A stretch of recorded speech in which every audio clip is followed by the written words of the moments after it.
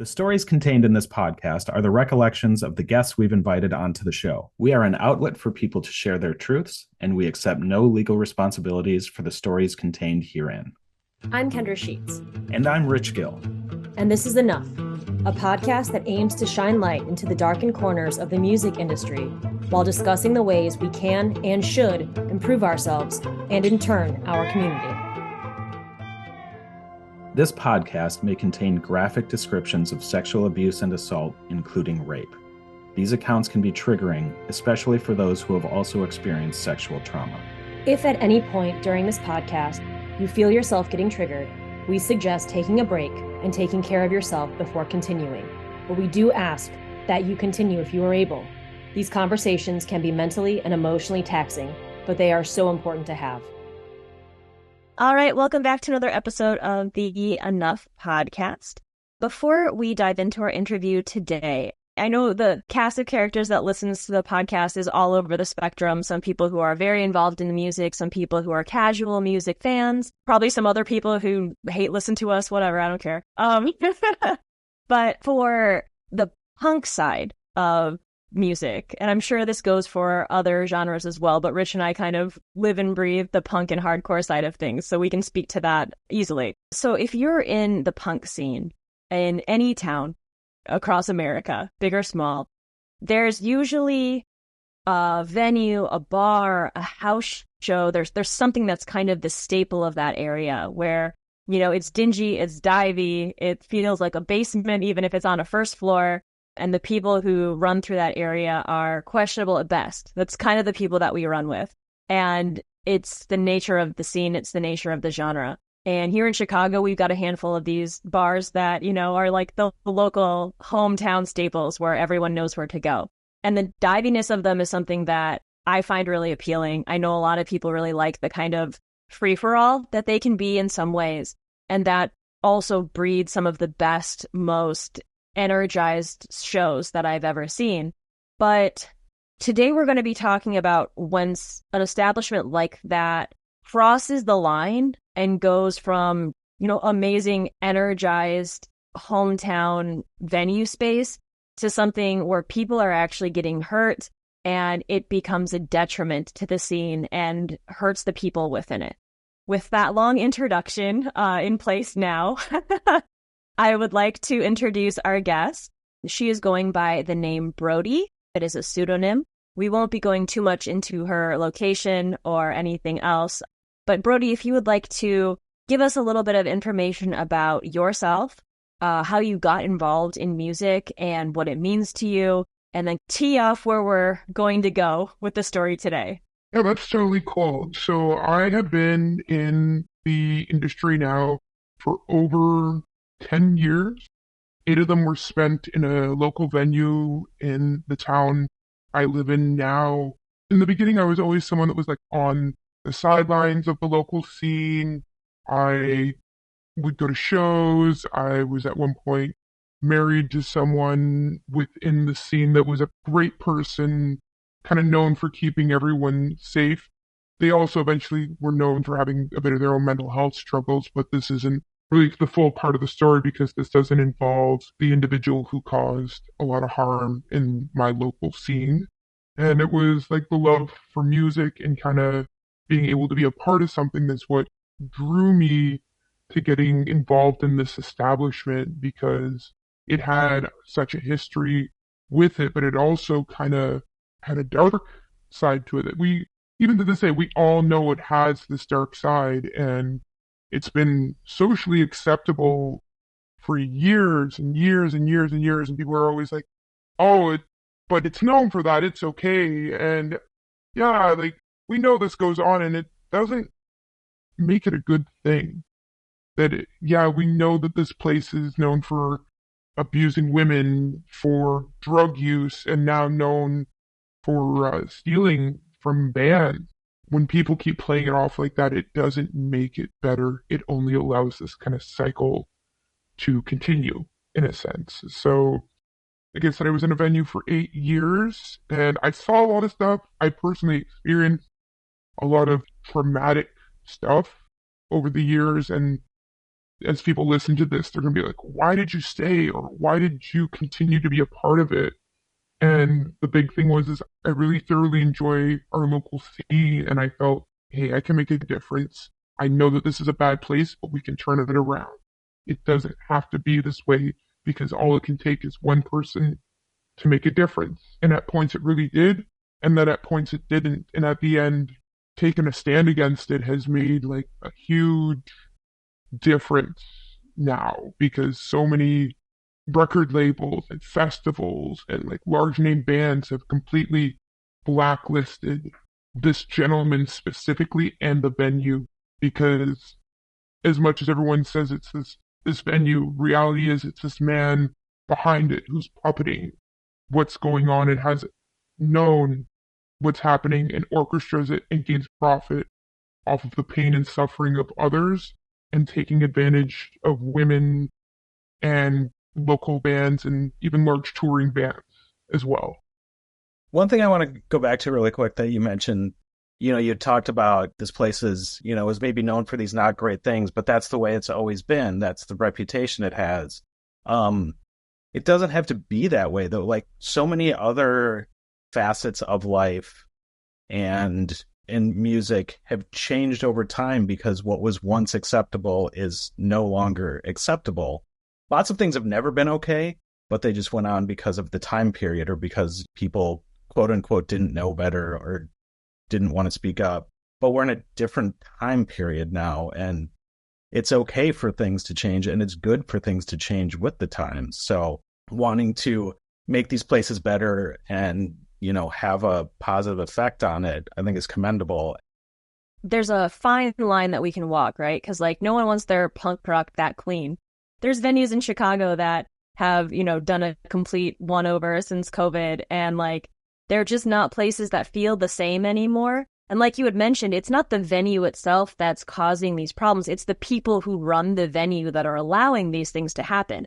I still think we can have venues with sticky beer-soaked floors and, dust all over and dirt and everything. It can still feel grimy. It can still feel like a punk rock dive bar or venue, but it's the mechanics of how the place runs that I think is the real crux of the issue of what you're going to share with us today. Yeah, 100%. And like you said, you can have the nastiest bathroom out there. That's fine. Both Kendra and I have been to the bathrooms at the Fireside Bowl. We know what girls' bathrooms toilets are singing in the floors. We don't need that. But yes, I get what you're saying. I was going to say this place, it's known for how gross the bathrooms are, and specifically actually a lot of things that go down within the basement. It's cool to know it's dirty, but at the same time, it doesn't need to be known that, hey, this is where women have been sexually assaulted. This is where overdoses have happened and drug deals have gone down. It can be cool and dirty, but it doesn't have to be unsafe. No, and that's kind of the thing. And in the long run, any revolution was always kind of started with one voice. And this is kind of what my whole mantra has been through this whole process, through talking to other bands and promoters about what's gone on, because slowly but surely a lot of people have been leaving this place, but at the same time people have been coming back in because another big thing that's been going on is they're now encouraging underage bands or younger people to come in. Rich and I know a lot of backstory here, so we're kind of already 4 steps ahead of the listeners. Let's go a little bit into what you witnessed over the years and how that encouraged you to try and take a stand actively while you were employed there. Okay, yeah. So like I said, I was in this venue for 8 years. In the start, I took a job here because I was having difficulty kind of trying to find work locally at the time because I was going through a separation and my ex at the time had real big mental health issues. So it made it kind of difficult. At the same time, I wasn't able to work in previous establishments that I'd worked in because it was really far for me to go to. And I had some major life changes that kind of prevented me from being able to continue to work in those venues because they were always really respectable, really nice. I never kind of actually experienced anything like this until I worked there. I already knew the history of this place, and I said to myself and my friends, I'm like, I'm going to do 3 months here just to get myself on my feet, to show that I've now like worked within our community here and maybe get somewhere else. And it was apparent from the get-go what was going on, that there was rampant drug dealing. Just not drug dealers coming in, but the staff themselves selling it. The doormen were very well known for being, you ask them and they shall provide whatever you need kind of ordeal. And I would see women in this establishment, they were fall down drunk, couldn't stand some days, but they would go to these bouncers and they'd get that little fix of cocaine and they'd be okay. And I would like literally with my first night of working there, I remember watching girls come out and taking the money that they had made and handing it over to these bouncers for them to pay off what they had fixed. And I was like, okay, well, like I said, I'm only going to stay here for a little bit. Over time, like even after like the first month, it progressed and progressed and progressed, where I remember seeing girls who couldn't pay these bouncers being forced into scary sexual situations. I can specifically say someone I knew was taken upstairs to this venue because it's a 2-floor venue and basically made to give this person oral sex to pay off their debt. And I was like, that's not cool, man. You don't need to do these things to pay these debts. You don't even need any of this stuff. Have some coffee, drink a Red Bull. One thing I noticed within this is that the owner was very aware that this was happening, that the drugs that were being sold within this venue were being supplied by personal friends of his. Like this man would, I remember these big fish walking in and sitting in the corner with the owner, and they'd go down to the basement together to their office, and we wouldn't see them for like 20, 30 minutes, and then they'd come up and, well, they had white all underneath their noses and they were grinding their jaws, and it's like, okay, this is kind of going on.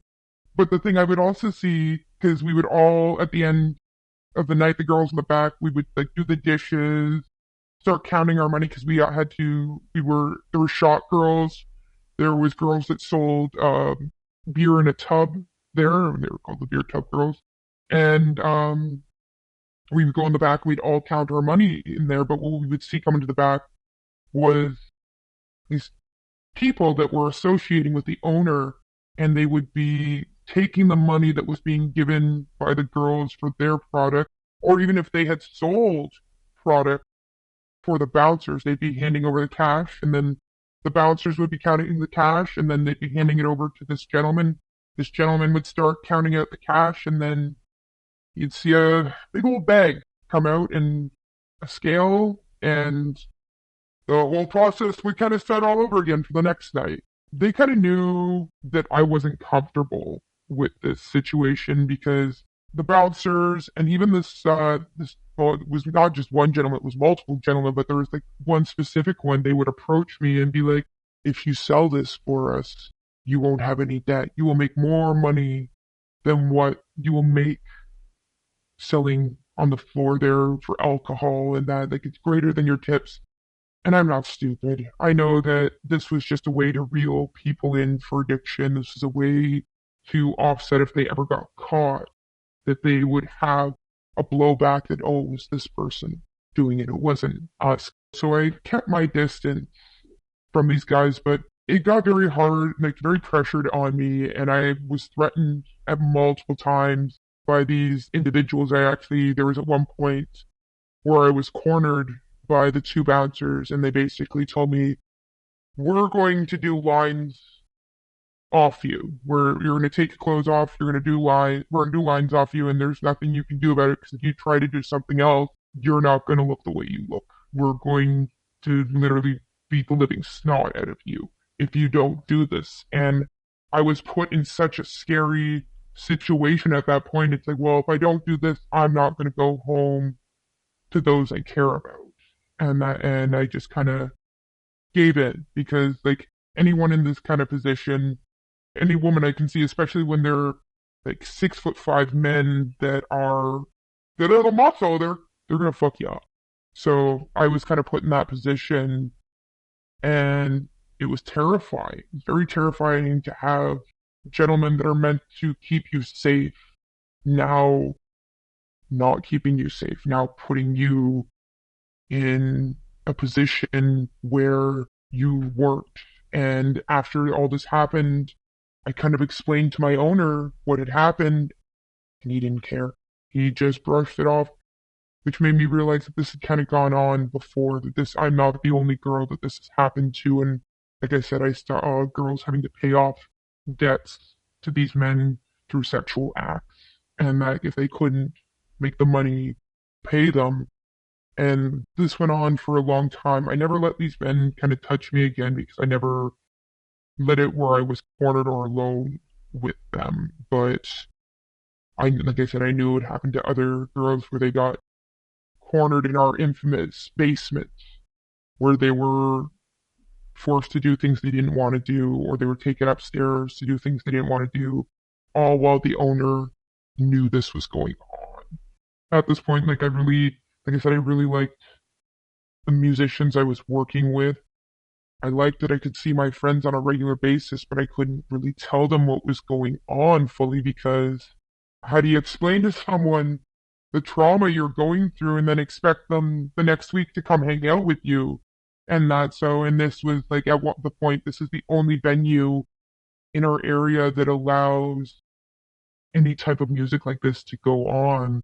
We had had another venue in town years prior that existed, and it shut down. And when it shut down, all the punks and the metalheads, and we had nowhere to go. And this man opened his doors, being like, "You can play your music here. You'll have a full door deal, kind of ordeal. Let's rebuild this scene that's had started to crumble from a previous establishment that got shut down for, it was literally, they couldn't afford to keep the doors open."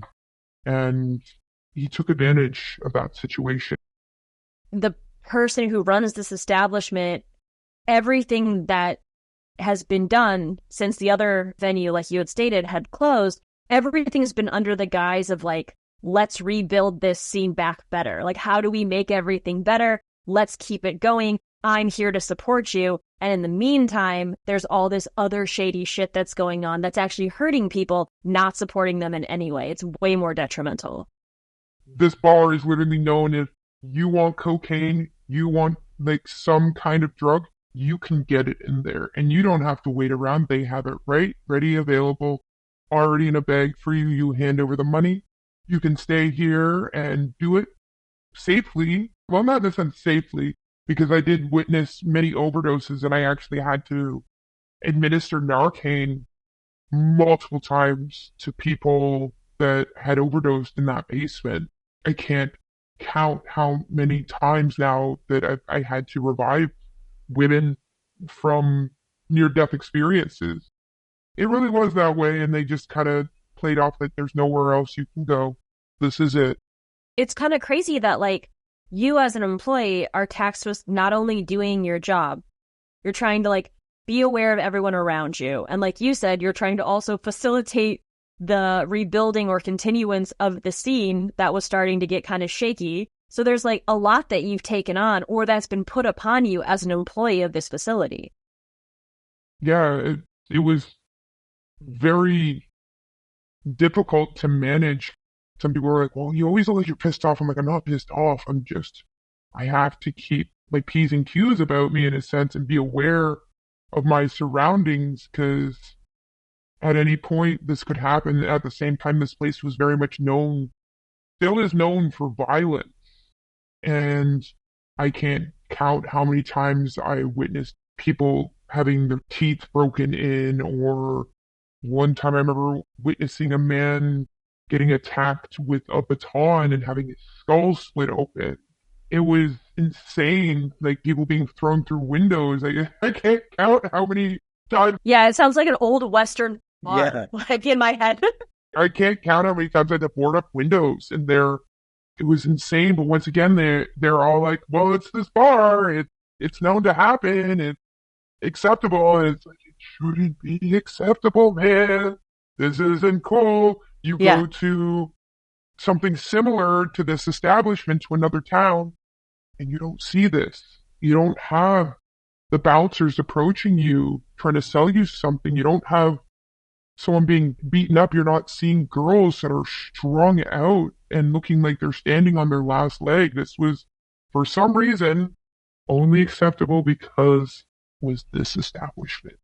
You brought this up to the owner, and it wasn't even that he just like turned a blind eye to it. It's like he was directly involved in it. And in any other industry, I would say even any other bar, it was and still is encouraged. And that, like I said, it wasn't just bouncers. They have staff selling for these individuals, and it still goes on to this day. And it's completely and utterly aware of, and I would bring it up till it was blue in the face and it was ignored. Sometimes it was addressed. It would be like, oh, we'll deal with it, but it was never dealt with. I had a couple girls I had worked with that didn't use, and we were kind of like, we got to get rid of these people. We want to keep working here.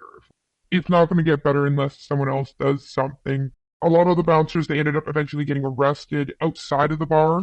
Sometimes it was us just being blatantly loud to people in public, being like, this man's a drug dealer. Did you know he sexually assaulted this woman? We would yell it across the bar, and we would make valiant efforts to make these men uncomfortable just as much as they had made us uncomfortable. And I think they kind of realized that when you gave them their own medicine like that, and push came to shove, that we weren't going to allow it to happen as much. I was there for 8 years, like I said. I started off as a server, where I'd moved up the ladder to where I was a bartender and eventually like the assistant manager. And I had a bit more control at that point on what was going on. And like the general manager at the time, she had been there for over 20 years. And I think she, at the point then, had kind of become numb to the situation, or realized, like, shut your mouth, you're going to make the money, you're behind the bar, nothing bad's going to happen to you behind the bar. And I kind of noticed that myself. Then when I got back there, that I wasn't faced with the same pressures, I wasn't faced with the same harassment, and I felt like, okay, I'm in the position where I can help people that I'm working with out of these positions, or if they're being put into them, I can put my foot down and be like, this isn't going to happen anymore. And the general manager kind of saw me doing it, and I think at that point she kind of realized, oh, this doesn't have to happen. And she eventually started joining in with us, which was awesome, where like they started fighting to have bouncers that wouldn't do this, or bouncers that even had licenses, because a lot of these guys didn't even have a license. They were just hired thugs for the door. And where we reside, like, you have to have like a legal licensing to be able to do this job. This woman I knew, she was like one of the toughest women I knew out there. So it was kind of cool to see her eventually understand like where the rest of us were coming from, that we weren't going to let this happen. And I think it was having enough of us back it to not let that happen.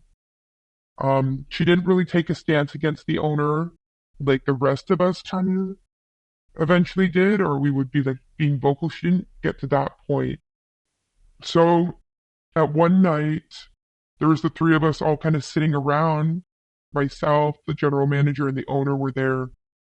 And he turned to her, like completely unprovoked, and told her, you would be nothing without me. You would be working in some sort of drive-through, making minimum wage. And he just kept digging this into this woman. And this woman I knew as such a strong individual broke down, and she was in tears. And it broke me. And I realized at that point, I needed to start reporting what this man was doing. I needed to start documenting what was going on. And I started recording what he was saying to her. And I escorted this woman outside and got her ride. And I came back in, and he was still going on about it. And I was just like, oh, you really believe that? And then that's when he turned to me and he's like, one day you and I are going to have sex. You know, we could have sex tonight if you want. And there's a hotel that was pretty close to this venue, and he was very much like, I could go get a room right now. Why don't we go do it now? Let's go have an affair because this man is married. And I'm just like, no, thank you. No, thank you. I'm not into this. I'm sorry. I don't want to be involved in this. I have a partner that I'm very much in love with. You have a wife. This isn't appropriate. And he kept reiterating it, reiterating it. And I felt at that point after a while I had gotten enough proof what this scumbag was doing. That's the best way to describe at this point what this man had kind of revealed himself as, and I just walked out the door. So you recorded all of that? Yeah. Oh, wow. I have years of recording videos, photos of things this man had done, because to watch someone I had highly respected as like someone who taught me, even though I'd been in the scene and bartending for a long time, this woman taught me so much. And to see someone that I cared about and respected be broken like that, that's where I drew the line. And some people may think, like, why didn't you draw the line when they did these awful things to you? And I don't know what it is inside of me, but watching someone else break down like that wasn't cool to me anymore to watch. So I had recorded that and just I've kept it aside in a file on my computer for safekeeping if ever needed. And he continued to do things like that. I remember we would close down and he would break out lines and start offering them to girls. And while I'd nonchalantly have my phone in the background, just watching what this guy was doing so people would know that it really is this awful human being pulling the strings and destroying the lives of others and that. And I still, like I said, I still continued to work there because we had this great scene kind of going on and we were kind of making on the mend. Again, I could have left. I could have been like, okay, well, one main person I cared about is gone. But there were still people that I cared about that were still in there. And it kind of gave me the idea, okay, this person might be gone, but we can keep going. We can make this better. We can start having it where we have more control over what's going on in here. So I kind of took the managerial position from there. And I had these other great girls working with me that all supported me in this ideology of let's have a great punk show. Let's have a good time. Let's have our friends and do great things and make it so everybody is safe. And it was starting to be that way, but there was always this man in the background that was our owner that was making it so we weren't safe, because even though we were okay, this man was still allowing thugs in, still sell their drugs, and that to the patrons. And that to, if we had new staff come in, they would come and approach these women like they had approached me years ago, being like, we'll make you all kinds of money, more than you will ever make actually selling alcohol and making tips that way. We can do this, and we would have to reel these girls out of it. No, it's okay. And sometimes they would get drawn into it. Still, I remember taking so many of them aside and be like, you're not the woman I met 4 months ago. You have changed so much to the point that even if you look at yourself in the mirror, you are not that person. And I remember doing this frequently over the years where I would help women get out of this situation, be like, you can't kind of work in this vicinity because it's a monster and it will gobble you whole if you're not careful of the things it can do to you. If you know how to be safe and avoid all of these dangers, you're going to have a great time. You're still going to make lots of money and do all these things. But if you become susceptible to all of these demons that keep walking in here, you're going to lose yourself in the process. And after like a year or so, a lot of the girls that had stood behind me and done this, they grew really tired of it. They themselves were like, we're doing our best to keep it safe, but this man is not keeping us safe. He's not respecting that we have to be safe. And they eventually left, and it was just little old me left running this shit show shit, as I would call it. And I would get girls that would come in, and there's a couple still in there that would see what I saw, and they'd agree with me. Oh, fuck, this isn't appropriate, and this wasn't cool. And they'd stand with me and kind of do what I was doing. But then there were girls that would get involved in this, or would come in and start selling drugs for these people. And we would have to, some of them we pushed out, some of them we didn't, some of them stayed. And there was one that particularly stayed that is still there, and it bothers me deeply, because I had, I lost a friend of mine because of that bar. And that, to give context what had happened, my friend had always come into this bar. He was there every night with me, and we would make jokes back and forth about the dealers or the weirdos we'd see outside. We had such great times in there. And then eventually we hired in another girl, and she didn't really have that many issues, but she eventually developed addiction issues in there. And one of the girls that is selling in there around a holiday sold this girl cocaine and as well a bag of fentanyl. And they had gone out, my best friend and this girl that became addicted to drugs, they went out to party on this holiday, and she confused the bags because they do look very similar. And my best friend died of 10 times the lethal limit of fentanyl. And it was really hard for me to go through. And this girl wasn't upfront with what had happened. And that I kind of had to play Nancy Drew and figure out from determination and talks reports what actually had happened and where they got the drugs from. And I found out it was from a girl that I had worked with. And I confronted my owner once again about this, and he told me that my best friend was a junkie, that it was bound to happen, and that wasn't him. He wasn't that person. I had never, ever in my life seen him do drugs. And a big thing to kind of put weight onto this for anyone listening or people that do use, the most common time for overdoses are during holidays, because that's when people who don't normally do drugs will do them, because it's a party time. It's time to celebrate. Let's try something new. And he was one of those people that was innocent and was lost to something that could have been prevented. And like I said, I'd spoken to the owner, and the owner said that he was a junkie, and I recorded him telling me this. And I still, to this day, I played that recording being like, I should have, at that point, told this man how much of a piece of shit he was. Because that's what he was. Because he knew this girl was doing it.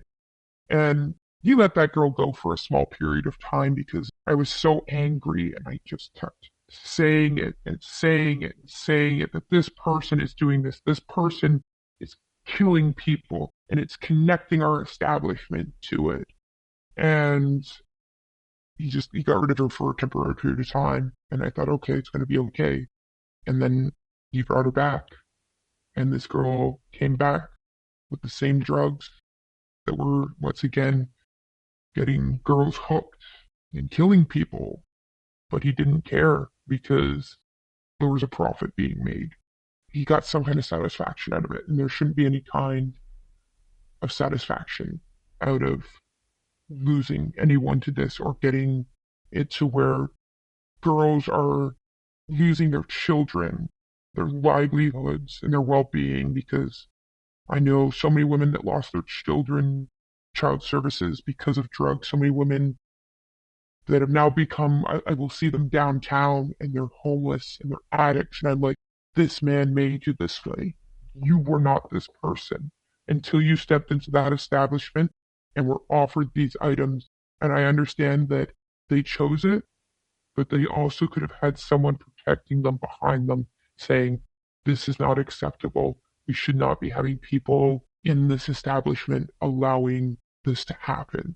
It's almost like organized crime where you have the drugs, you have the intimidation. Also, as you had mentioned before, he was also stealing from bands that were playing there as well, correct? That is very correct, and that's the next big thing I'm going to divulge into, because this is where I kind of took an even harder stance on that. But there very much, yes, there's gang involvement in there, and it's very apparent. It seems like there would have to be some sort. I mean, if this is a place that's known for all of these things and the city's not shutting them down in some way, they have to have some sort of strange, like, under the table affiliations.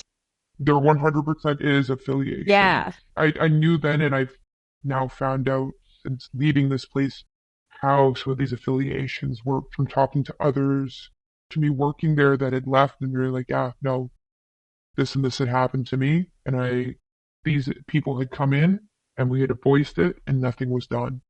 Kudos for these women for getting out so quickly in that, and not having to go through and watch what I watched. But like I said, my big goal was trying to make sure that this wouldn't happen, that we need a place that we can play. We need a place where we can all gather and have a great time.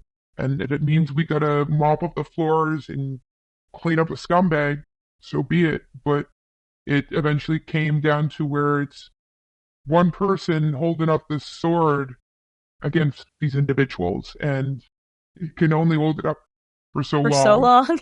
Yeah. Yeah. So, as what Rich kind of got into was saying that there was stuff from a band, that is 100% the next thing I wanted to divulge into. So, after COVID, when I became management, the owner began having a door person. Prior to this, the band had controlled the door, where they would have one person would come on and then they would switch out with another person, just because that way they would control it. Not at this point, the owner wanted to have it where he would have someone from our establishment running the door for them, and he said it would just make it easier so that the money was collected, that they didn't have to worry about having like a float in a sense to be able to do the cash, that we would provide wristbands and making sure that people were vetted, because sometimes people, they're a bit of a hard sell. They walk into a bar, I don't want to pay $10 to see a show, and they would try and weasel their way in. We put it as a way of being like, no, you're paying your $10 if you want to come in, man, because we got to make sure that these guys are paid. But it very much kind of wasn't that, because he was offering and telling bands that he was doing a full door deal, which in a sense is any money made off the door was given to you. And that was not the point, right? They're not the exact truth of what was going on. So near the end of every show, what would happen is myself and the door person would go to the back, and we would count the money from the door, and I would have a text from earlier on in the evening where you would say, I'm taking X amount of dollars, or each band is getting paid. Like, say it was the three of us, it would be like Brody's band gets $100, Kendra's band gets $100, Rich's band gets $150, and sometimes the door would make $1,000 or more, but these bands wouldn't know any different because there was no way to see. Bands and promoters were kind of catching on what was going, because they'd be like, can we see the count sheet for head entry? There's a packed room here, and yeah, no one's getting any money. You're going to say, do not look at this man behind the curtain, kind of wizard or right ordeal. Yeah. When it was very much doing that, and I'd have to tell them, like, oh, no, we deposited in the safe. We deposited the head count in the safe because the owner wants to know how many people are coming in for insurance purposes. And that I'd have to lie through my teeth, and it gut-wrenching having to do this and take money, because bands already don't get paid enough. And for a band of 5 people to walk out with $100 isn't cool, because these are the guys that are bringing in the money that's being generated for the bar. All the alcohol sales are because it's a bar. These alcohol sales are coming in because punks like PBR, punks like doing Jaeger shots and stuff like that. And it's consistent. It's like no matter what rung you're in at this bar, you have to basically do something or else your job is threatened. You have to turn a blind eye to the drug sales and the gang violence or your job is threatened. You have to make sure that you know how to administer Narcan because there's people who are overdosing or you could lose your job.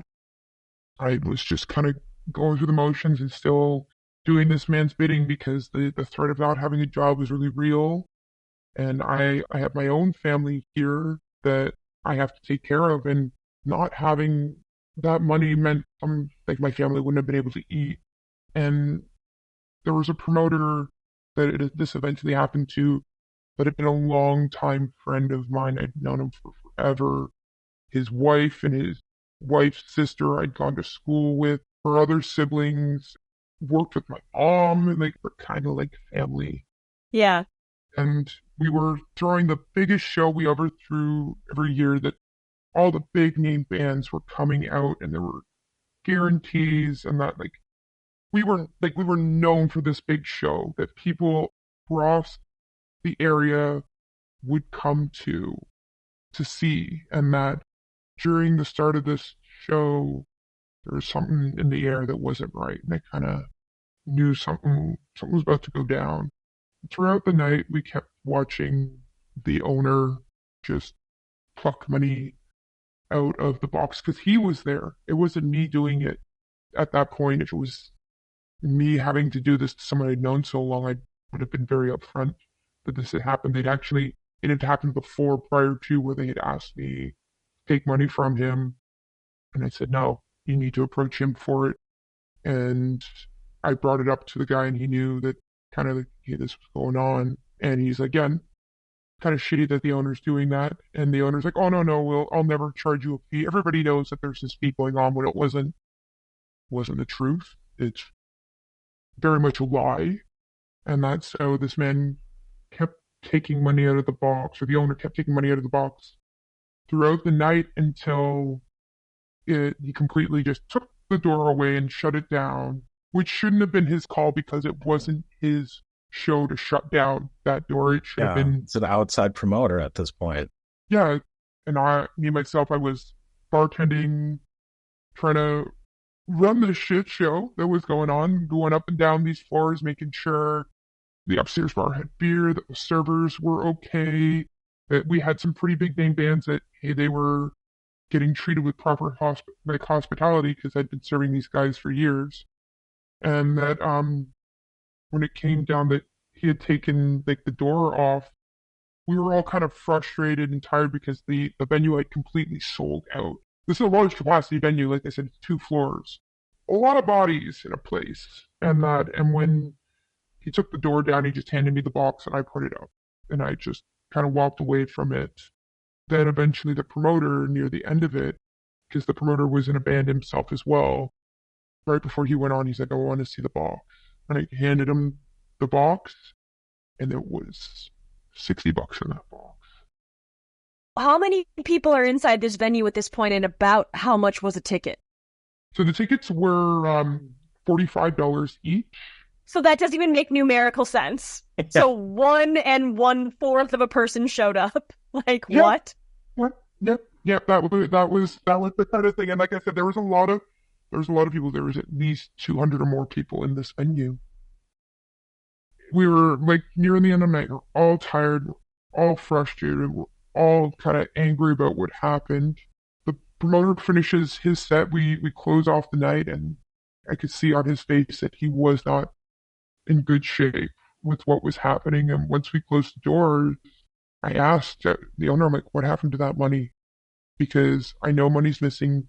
The promoter had approached me, and he had said the door girl had stolen it. I was like, okay, well, if the door girl had stolen it, let's get her back here. The girl that had stolen this money, or had been accused of stealing this money, was also a drug dealer that had worked within this building. So I kind of was on still believe maybe that did happen. Maybe some money was taken by this person because they are shady. But in reality, this man's trying to use this person's shadiness as a smoke and mirrors thing, being like, that's not what happened, kind of thing. They did that, but no, really, I took it. I was frustrated. I left. I had had enough. The promoter forwarded me a conversation between him and the owner, where the owner then accused me of taking the money. So he was looking for every scapegoat possible. Going from every single person who works there, just trying to like tag it on. Oh my gosh. Did the owner know that you were tight with this promoter from like years back and that you were friends? He knew that. And still just tried to blame it on you. Yeah, well, that's why when he tried to take the money the first time, I said, don't ever put me in that position with this person. This person's like family to me. Don't ever do this to me again. And I think that was like one of the few times I put my foot down with that owner. I was like, you're not doing this. No more. Promoter knew I hadn't done it, but he had said at this point that the venue was getting blacklisted and that he would be getting a hold of every band, big or small, every record label, big or small, festival, you name it. Because this guy had major pull. He had booked huge bands within this venue, but also at other venues as well. He does, to this day. This promoter has a huge pull, and I have a lot of respect for him because he's always been known within the scene for being the most cool, upfront guy that is non-profit when it comes to a promoter, that whatever is made from his promotions, it goes to you guys. That you get it. I'm just doing this because I like music. I like putting on a good show, and I highly have always respected the promoter for that. So that's great. You don't get that a lot of the time anywhere, and especially in punk. I mean, it becomes a career. Rare breed. Yeah, he's for sure. Rare breed, and he's a touring musician too, and he's a touring promoter. He is known across the country for being this awesome, wonderful, fair individual. I've never ever heard someone say a bad thing about this guy because he is such a beautiful human being, and I have so much respect for him. After he forwarded me this information, I approached the owner. I went to him face to face, and I was like, this money that's missing, what's going on? And he was trying to play it off. And all at the same time, I'm recording him. Got an audio recorder going. Got a video going if I need to. He's like, yeah, that's money that's going missing. And he's like, oh, they only made $700 at the door. That's it. And I was like, really? Because this was a sold out show. And he's like, oh, I watched the whole camera footage and counted how many people actually paid. And I'm like, sat there for 5 hours of video footage and counted every person given $40 here. You really did? And he swore up and down, oh, I swear on my mother's life. Then why are you telling him that I stole it? Why didn't you tell us the night before that this person had stole it? And he was hammering back and going back. And I'm like, look, you take money from bands without them knowing. And he tried to paddle that and be like, we take this money, but we always give it back to them. Like, no, you don't. You need to come clean. If you do not come clean at this point, you will be blacklisted. And it's not me doing it. Everyone will find out because this promoter is so well in love within the scene that everyone will know what you are as an individual. And he didn't like that, and he just brushed it aside and tried to talk about other things. Then started asking me to do favors for him for other things, because at this point, we were looking for new security. And after COVID, we made a lot of changes, and that one of the big things that I brought in changes for was I actually brought in an actual licensed bouncer, which was like the first thing in years for this establishment to have. And it was a really kind of big breath of fresh air because things at times that normally would have gone on and that the staff would have to yell and scream about, we had someone that was actually standing at our door and protecting us for once. I remember one time specifically, someone came in with a loaded gun to our establishment and he actually stopped it and got authorities involved. Yeah, it was, if we hadn't have had him there during that time, it could have been really, really scary because I myself, I don't know how I would have handled that situation. I even don't know how he himself handled that situation. And he was a great asset to have during that time. The sad thing is, it's just eventually later on through the course of how things were in the nature of the beast of this venue, he ended up taking his own life. And it was pretty sad to see happen because he did have small children. To this day, I can still very dearly miss him. And it's just, it was great to have him for a period of time. It's just shitty it had to go that way because, like I said, this venue was known for people becoming addicted to things and getting themselves into things that they shouldn't have. And he was just one of those casualties in the long run. It's like, why don't you take it over? We'll build this together, you and I. And I was, in my head, I'm like, I'm not building anything with you anymore. I'm not doing this. And I left there, and I had people in the community start approaching me, being like, you were told this had happened at the festival. And I was like, it did. And it's been going on for years. And here is the text message of the money that was taken from your band when you played on this date.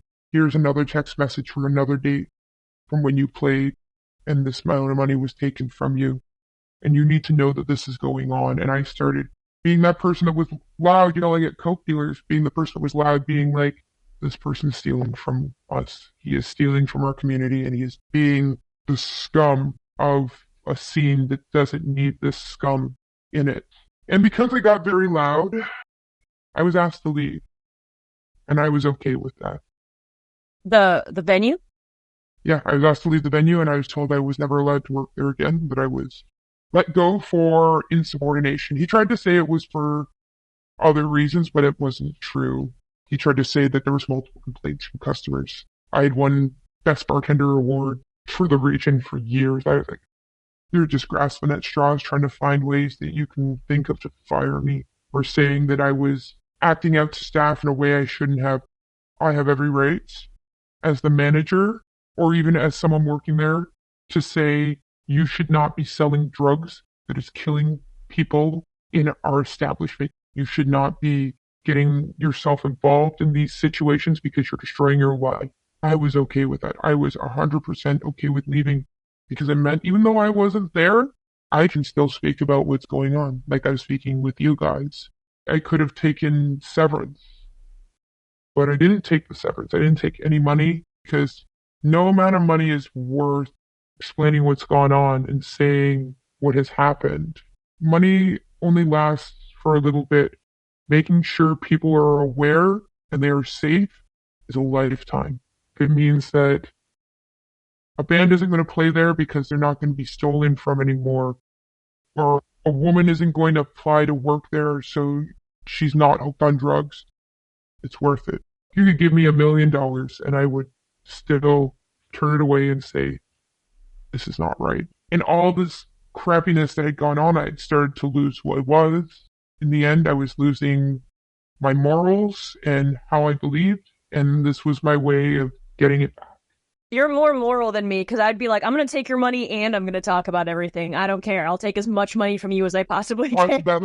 I don't know if it was going to be that way. This check was pushed forward to me, and I pushed it back.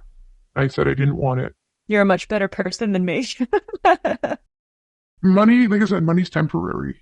Making sure someone's going home to their son the next night, that's permanent. That's something that's going to resonate through generations.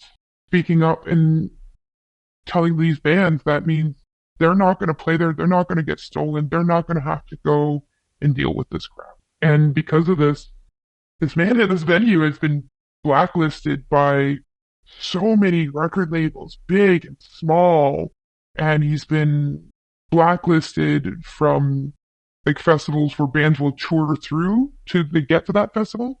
And now they're put on a warning, don't go there. This will happen to you. There's still people that will still go there and they'll do it despite it because they still have this mentality of we need a place to play. Oh, it's kind of known for that, so we know it's going to happen. They're now starting to do all ages shows and doing younger bands because they don't know what's gone on. He's stolen from the older generation first. Now he's stealing from children. What's next? Candy from babies? And I'm still going to be that person that's loud and saying what's going on. And there's me being loud means other people are being loud. And there's so many other people in this scene that have seen me be loud and they're doing it too. And they're getting louder and louder and louder and louder. It might not be today. It might not be tomorrow because this happened months ago, but it's slowly happening. That boulder's rolling and rolling and rolling, gaining momentum. Eventually gonna knock him out. The more that your voice and your movement gets, and you're very lucky to have this promoter that's within your area who's so, whose heart is so into it, that they're so actively working with the community to put on these shows, and having a resource like that in and around your area is great. The more places exist that you can divert the bands from playing at this other place to places that are actually supportive and safe and are going to pay them what they signed up for. I mean, the culture will change the more people are aware of what is going on here, but are also given other options. Yeah, and the thing I love about this promoter is he's backed me through this whole thing. It's now this is the crappy thing that's kind of happened with this, where the owners try to divert it and say, no, it was Brody that was stealing the money. They were the person that was making sure that all this was happening. I had no dealing in this. And this promoter has been backing me, being like, no, that's not what happened. Like I said, I've been making sure that these text messages are seen. And anyone that kind of believes them, they don't know me as an individual. It was actually kind of funny because I went to a show recently and I ran into a new staff member and they were trying to get a bunch of people to go back to this venue. And I was like, nobody wants to go there right now, man. It's not a safe place. It's not cool. And they kept going on and on about it. And I was like, and I just blatantly said, hey, this guy stole from a collective of musicians and he's been completely outed for it. And now nobody wants to be there. And the staff member was like, oh no, that was the old manager. I reached my hand out and shook their hand. I'm like, hey, I'm the old manager. And they went white in the face. It was so funny for me to watch, and they kind of ran off. But we're doing house shows and stuff like that. Now this is kind of where our scene has shifted, because for a little bit everyone was kind of afraid, wondering what are we going to do? What is going to happen with our bands? We're not going to have a place to play. And myself and a bunch of members in the community were like, this isn't going to happen. This is punk.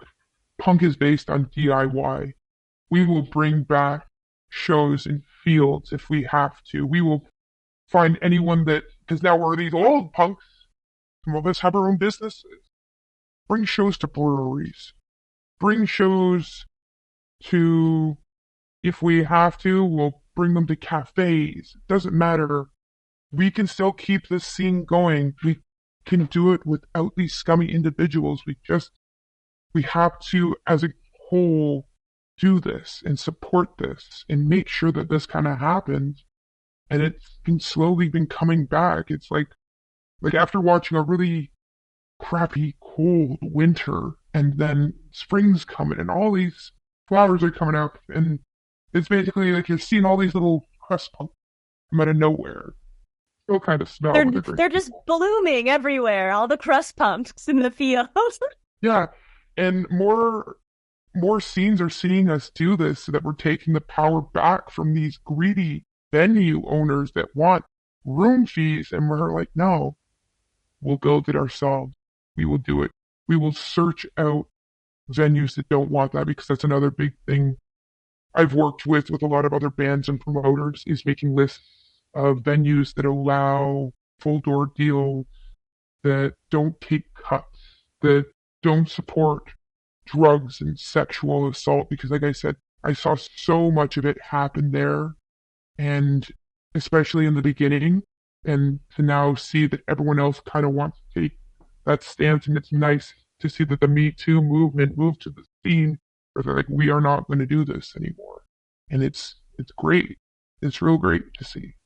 I also have gone through a lot of therapy too, to realize I put up with a lot of shit that I shouldn't have put up with, but I once again have explained to my therapist, if I didn't put up with that shit, what would have happened to that little girl with her son? What would have happened to the woman that OD'd in the basement? What would have happened to this promoter that's been stolen from and all these other bands if I had not stayed? And yes, put up with all this abuse. Trauma kind of stays with you, but you grow around it and you learn from it and you recognize the signs. I still work within the scene. I just got invited to go work Punk in Drublic this coming summer. I'm really, really excited for that. And yeah, shitty experiences happen, but you learn and you grow from them. And you know the signs and you can teach others of when this happens. There is a little bit of sunshine at the end of this in my story that we're seeing good things happen. But only when people work for them. Yeah. Yeah, that's what happens. You can't get through the scene without taking a bit of licks. And I've taken them, and I'll probably still take them in certain parts. But I know what's not acceptable. I know that you gotta be loud. You gotta be in people's faces. And sometimes there's gonna be shitty things. And you see that happen, but you speak up, like I said. You say something. Because if someone falls down, you pick them up. Enough is a podcast centering on surviving abuse, harassment, and assault in the music scene.